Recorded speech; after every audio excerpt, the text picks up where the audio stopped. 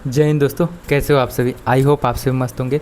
तो आज की इस वीडियो में मैं बताने वाला हूं कि SMC 17 विंग गोरखपुर में अगर आपका मेडिकल गया है एयरफोर्स 0127 इंटे का, या फिर अभी कभी जाओगे वहाँ पे मेडिकल देने, तो वहाँ का मेडिकल प्रोसेस क्या होता है, कैसे क्या चीज़ होता है, एंट्री टाइम क्या चीज़ कैसे होता है, वो सारी चीज़ें मैं आपको बताता हूँ। ठीक है, तो देखो भाई, जैसे ही आप लोग को 6:30 रिपोर्टिंग के लिए बोला गया है, आप लोग वहाँ पे पहुँच जाना। एक दिन पहले ही वहाँ पे पहुँच के आपको रुकना कहाँ है, ये सारी चीज़ से रिलेटेड मैं एक वीडियो बना दिया हूँ, तो वो जाके देख सकते हो।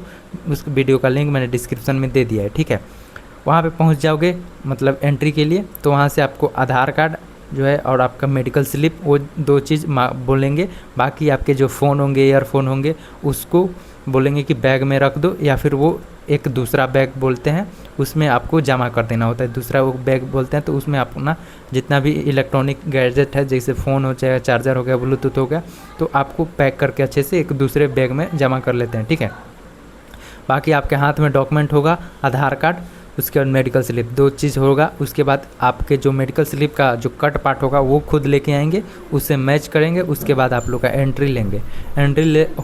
जैसे ही होगा, एक एक करके एंट्री होगा। उसके बाद क्या होगा, आप लोग का बैग चेकअप होगा। बैग आपका स्कैन किया जाएगा, बैग में कोई चीज़ तो नहीं है मतलब। ठीक है, उसके बाद आप लोग को लाइन से लेके जाया जाएगा अंदर। ठीक है, अंदर लेके जाया जाएगा। एक छोटा सा रूम है जिसमें चेयर्स वगैरह लगी हुई रहती हैं, तो वहाँ पे आपको लाइन से बैठा दिया जाएगा।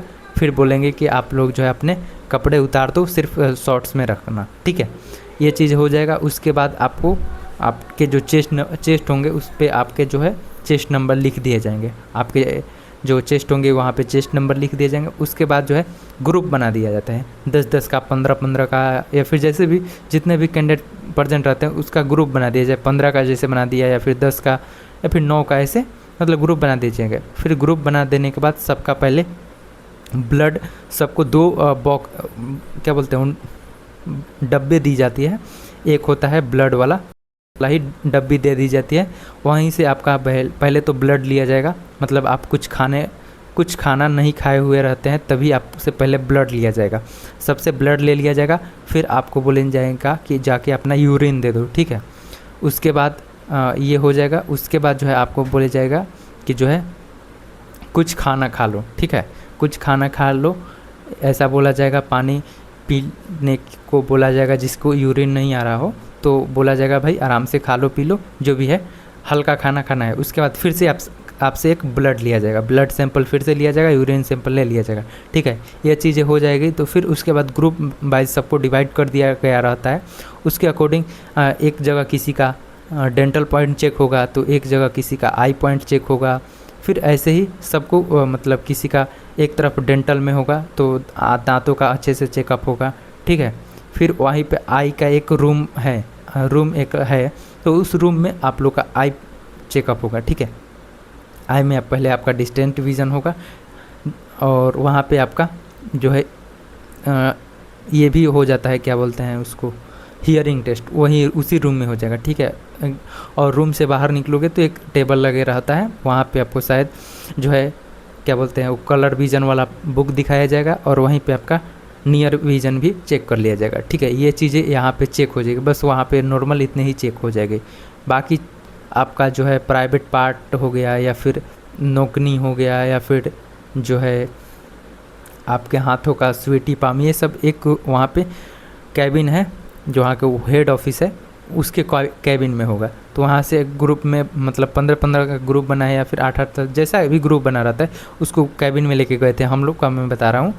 तो वहाँ पे कैबिन में लेके गए, वहीं पे वो सारी चीज़ें चेक हो गया, प्राइवेट पार्ट हो गया जो भी है।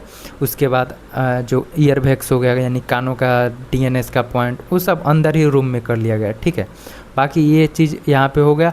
और एक्सरे का मैं बता दूँ, चेस्ट एक्सरे का, तो वो चीज़ हुआ था हम लोग का MH में, और ECG यहीं पे हुआ था जहाँ पे आप लोग का आई वगैरह चेक होता है ना, उसी रूम में आप लोग का ECG भी हो जाएगा। ठीक है, लेकिन आप लोग का एक्सरे के लिए आपको फिर से बस में बैठाएंगे, और वहाँ से बस निकलेगा, फिर बस आपको लेके जाएगा MH में, गोरखपुर MH, जो कि गोरखपुर कैंट है ना, उसके आसपास में ही है MH, तो वहाँ पे लेके जाया जाएगा।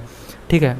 बस में बैठा के वो खुद लेके जाएंगे, वहाँ पे आप लोग का सब लोग का एक्सरे होगा। तो एक्सरे में एक चीज़ ध्यान देखना भाई, वो लोग जैसे बोलेंगे कि सांस रुको, तो सांस रोक के रखना उस टाइम। और जैसे ही जब वो आप लोग पे एक्सरे का रेज डालें उस टाइम सांस रोक के रखना, क्योंकि उस टाइम अगर सांस लोगे तो आपका एक्सरे ख़राब हो जाएगा। मेरा एक्सरे ऐसे ही ख़राब हुआ था 0 to 26 इंटेक में, क्योंकि भाई ठंड लग रहा था, हम लोग को ठंड में हुआ था हम लोग का मेडिकल प्रयागराज में। तो सांस लिए थे और सांस हम बीच में टान कर लिए ना, तो मेरा एक्सरे ख़राब हो गया। इसी वजह से मेरा एक्सरे का 1 पॉइंट मिल गया।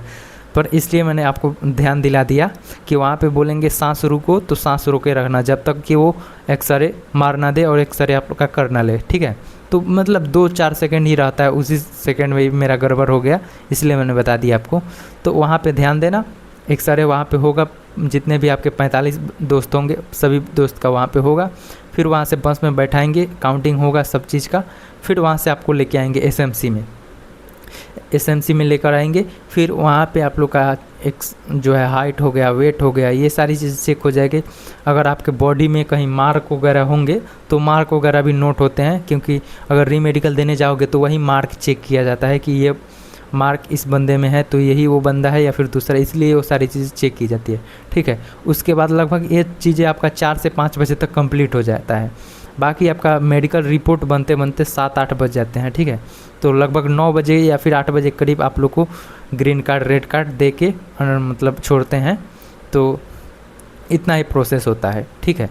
तो वहाँ पे सब चीज़ नॉर्मल होता है। गोरखपुर में सबसे ज़्यादा बच्चे पास होते हैं, किसी भी टाइम का देख लेना आप रिपोर्ट देखोगे तो हर एसएमसी से ज़्यादा वहीं पे बच्चे पास होते हैं। मेरे साथ जो 01 26 इंटेक में दिया था तो उस टाइम भी लगभग 50% बच्चे को पास किए थे। और जगह का मैं रिपोर्ट देखा तो भाई बहुत कम बच्चे को पास किए थे। तो जिनको पास हो जाएंगे, मतलब बोलेंगे कि ये बंदे आओ इधर इधर, जो भी बोलेंगे चेस्ट नंबर के अकॉर्डिंग, वो पास हो गए होंगे तो उसको उधर लेके चले, दूसरे साइड लेके जाएंगे। और जो नहीं पास रहते हैं उसको एक रूम में बैठाए रहेंगे। उसके बाद उनसे कुछ फॉर्म फिल करवाएंगे जो नहीं पास हुए रहते हैं। फ़ोटो वगैरह आप लोग अच्छे से लेके जाना, जो बोले हैं आपको मेडिकल स्लिप में वो चीज़ें वहाँ पे फॉर्म फिल कराएंगे। और एक EMRO फॉर्म होता है जो रीमेडिकल के लिए दिया जाता है। तो अगर ये उस दिन दे देते हैं आपको, मतलब आपका उस दिन तो बहुत कम ही चांस रहते हैं गोरखपुर में, क्योंकि एक दिन में वो चीज़ें नहीं करा देते हैं।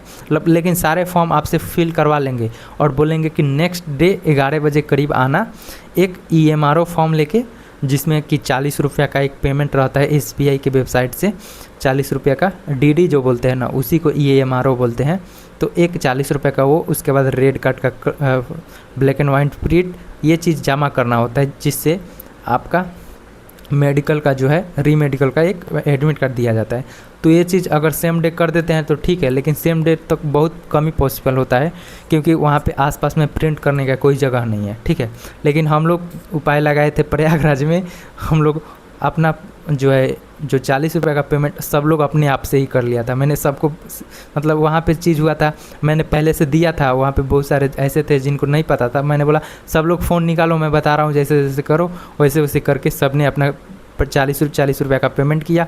बोले कि आप सर आप मैनेज करो, क्योंकि हम लोग यहाँ पे रुक नहीं सकते हैं, रुकने का व्यवस्था नहीं है। मतलब जितने भी बच्चे रहते हैं सब लोग कॉर्पोरेट करने को बोलना हो जाता है।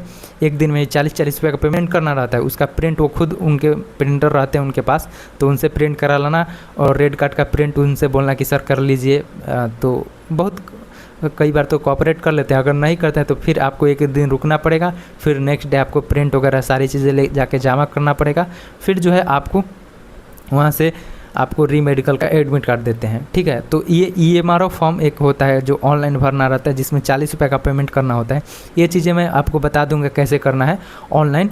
तो ये चीज़ें कर लोगे तो वहाँ पे सही रहेगा, क्योंकि देखो वह आप साइबर कैफ़े में जाओगे तो 40 रुपये का पेमेंट होगा वो आपसे 100 रुपया लेगा। तो वो आप नॉर्मल अपने आप से ही कर लो, और जो है आप किसी भी साइबर कैफ़े में जाकर प्रिंट करा लो, 10 रुपये में काम हो जाएगा। और रेड कार्ड का प्रिंट करा लेना, वो जमा कर दोगे, उसी से हो जाएगा, ठीक है। तो ये EMRO फॉर्म कैसे भरना होता है मैं इस पर एक वीडियो बना दे रहा हूँ, वो चीज़ आप लोग देख लेना। बाकी मेडिकल का यही सिनेरियो है, यही चीज़ होगा। फ्लैट फुट वगैरह वो चीज़ें वहीं पर आपका अंदर होगा चेक, ठीक है। जो भी नॉर्मल पॉइंट होंगे वो सारी चीज़ें वहीं पर चेक होती है। सबसे ज़्यादा अगर पास होते हैं तो SMC 17 विंग गोरखपुर से ही पास होते हैं, ठीक है। तो मेडिकल का जितना भी प्रोसेस था मैंने सारी चीज़ें आपको अच्छे से एक्सप्लेन करके बताया। मेडिकल में आप लोग का एक्सरे जो है आपको एसएमसी से बाहर एमएच में लेके जाया जाता है, बाकी चीज़ें आपका वहीं पे होगा, ठीक है। बाकी अगर आपको एसएमसी 17 विंग गोरखपुर से रिलेटेड कुछ भी इशू हो तो आप लोग नीचे कमेंट करके पूछ सकते हो, ठीक है। जय हिंद दोस्तों।